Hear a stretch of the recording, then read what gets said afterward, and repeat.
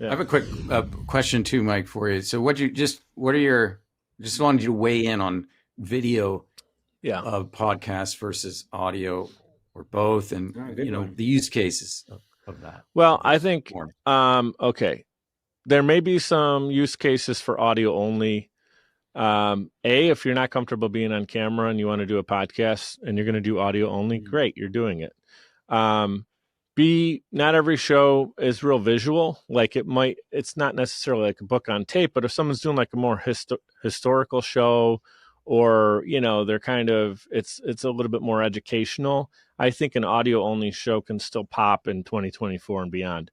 But I think, whether it's interviews or, the talking head style, sports, business, entrepreneurship, wisdom, the beauty of capturing video is that you are turning it into social media content. Now, audio only, you can make what's called an audiogram. Basically, it's a picture that has subtitles on it, right? And it has like the little waves, so you can see like, oh, there's something going on here. There's some audio on it. Those don't perform as well on social media because people like, video. They like scrolling through and seeing people do crazy stuff on their feed. Then every once in a while, there's that educational or inspirational content that pops in there. An audiogram is going to get a little bit, missed in the mix there, but it's better than nothing. And the thing that I learned about podcasting is a lot of people make the mistake of thinking that what they're actually striving for is to have 1 million downloads.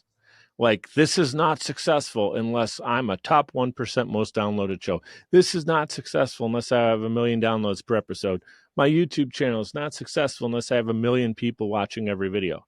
Not true, because if success to you is every week you get another lead from your show, and if you get 4 a month and you convert 1 a month, and maybe you making a random number, $5,000 is your acquisition on that one client, and it costs you $3,000 to do your podcast in a month, you just are +2 on one client.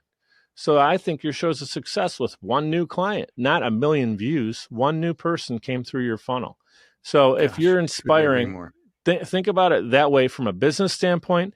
Then think about it if you're really doing it from the heart. And my show is all about inspiring people to be brave and bold in pursuit of their dreams. So if one person listens to the show and they're better off for it, they hear something I say, or most likely the guest, because that's who shines on my show, I kind of get out of the way.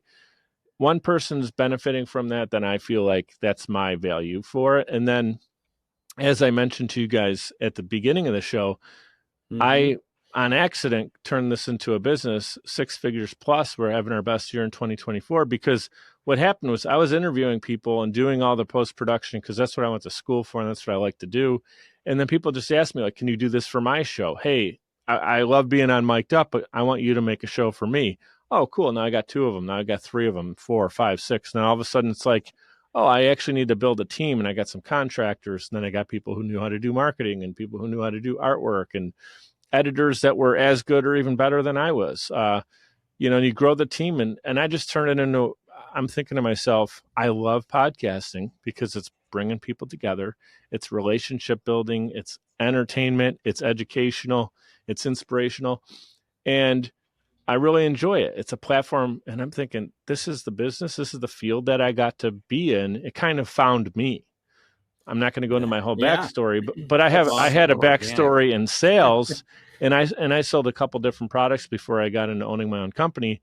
And I would have never guessed 10 years ago that I'd be doing podcasting today. And I think it's a beautiful thing.